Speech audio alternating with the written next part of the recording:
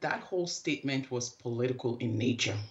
The president's health was dicey for much of his first term, so he spent the entire first term recuperating in London. The gap in leadership unfortunately allowed for a group of loyalists to take advantage or put a vice grip on the economic and political vision of Nigeria for their personal and tribal and religious benefits.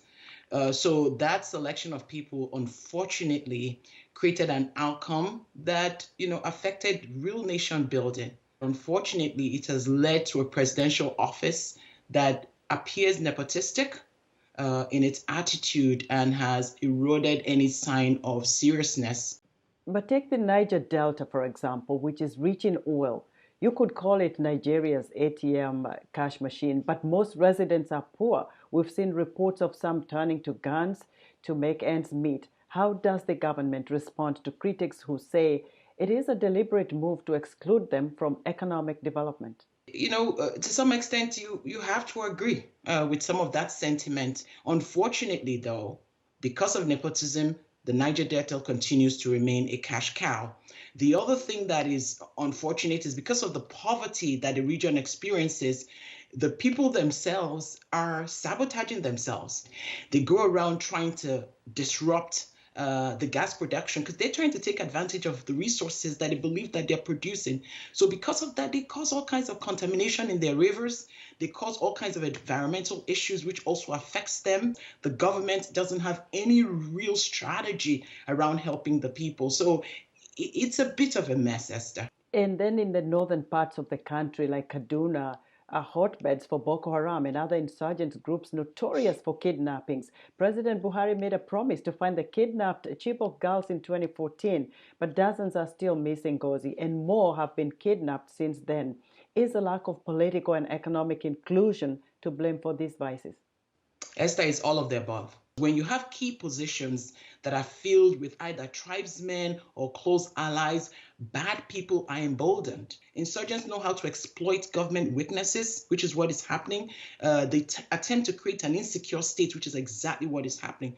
There's a lack of real arms that are given to soldiers to fight against these insurgents. So you have this mismatch of power. The police is incapable. The military is really incapable of fighting against them. The problem is fixable. If you put the right people in the right place who don't tiptoe around wrong, they will negotiate. They'll be diplomatic. They will care about those people, but they'll use force, adequate force where force is required. So again, it comes down to putting the right people for the right reasons in the right places. So both the Niger Delta region and northern parts of Nigeria have faced similar challenges.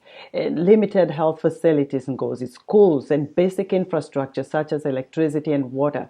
How has Buhari's government addressed these issues? It's a tough thing because on the one hand, they're trying to address it, but on the other hand, they're not addressing it because they have no real focus on the problem. You have technocrats, you have people with the ability to really help the government do what they need to do. So it's not a lack of resources, it's to put the environment right. In 2020, we saw Nigerians come together to protest police brutality, asking to end SARS, the notorious police unit. Most recently, the president banned Twitter, and like all other countries, COVID-19 has impacted Nigeria's economy. Is the country sitting on a powder keg? Yes, Nigeria is seated on a keg of gunpowder, but I don't believe it's going to explode. Nigerian youth completely depend on social media, right? Not just for entertainment, but for work. They've created amazing resources. They've created return on investment, leveraging these social media platforms. So when a government that doesn't really have a plan for the youth takes away this major resource, they're literally impacting the livelihood of a lot of young people who have created their own livelihood. People are beginning to agitate, and it's not the agitation of the 60s or the 70s. This is a whole new type of agitation that is bringing a whole different type of coalitions together. What does the president need to do to redeem himself and the country? I think the first thing the president needs to do is to decentralize. He has to give states reasonable autonomy. States have to make their own resources, make their own income, take advantage of the resources that they have, and then commercialize those and be responsible to their citizens. He has to hold a free and fair election. Looking at all those things, what's Nigeria's standing in West Africa right now? I would say that Nigeria is still and will continue to be number one in West Africa and Africa in general, right?